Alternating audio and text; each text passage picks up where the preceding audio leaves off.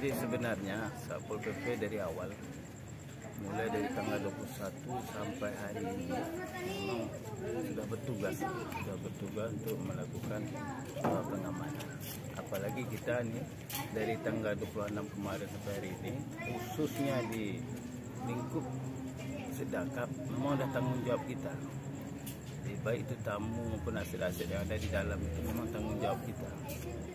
Jadi kita sudah tempatkan, walaupun permintaan untuk pengamanannya hanya 2 orang, tapi kita turunkan satu tim, 1 regu untuk pengamanan setiap malamnya. Nah, jadi barangkali untuk yang kabur-kabur ini, menurut kami sudah maksimal. Ini ada ruang celah-celah yang ketika kita istirahat sebentar mereka keluar tuh di luar dugaan kita sebenarnya. Informasinya berapa orang yang kabur? Jadi ini ada beberapa tahapan yang kayaknya. Seperti yang pertama itu kabur itu ketika malam takbiran. Kita dapat informasinya sekitar jam 1. Sekitar jam 1 ada informasi bahwa ada yang kabur. Kita cek paginya memang sudah nggak ada, itu yang perempuan. Sementara yang besoknya tanggal 11 dini hari itu ada 4 orang yang kabur.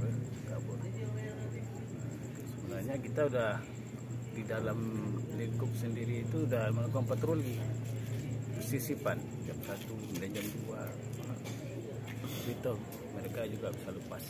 Nah, metode sekarang untuk memperketat penjagaan ini seperti apa? Kita akan tetap berjaga ya, tetap sisipan juga segala akses mereka itu kita jaga, tetap kita jaga seperti sedia kalanya, cuma lebih konsen lagi ya, untuk penjagaannya. Apakah warga yang masuk nanti akan diperiksa HP atau seperti apa? Jadi kita udah buat satu pintu masuk aja sebenarnya, ada meja piket, kemudian kita catat siapapun dia yang masuk, kemudian kita catat, dan HP-nya juga kita tinggalkan sebentar, baru nanti kita silakan kalau memang, dan tidak boleh lama-lama. Paling lama sekarang berapa lama bisa berkunjung? Paling sekitar 10 atau 5 atau 10 menit boleh lama. Jadi saya ini berapa jumlah yang ada sisa di sini? Ya kalau dari awalnya 75 orang, ya berarti kita tinggal 70 orang. Berarti 5 memang udah kabur. Udah kabur.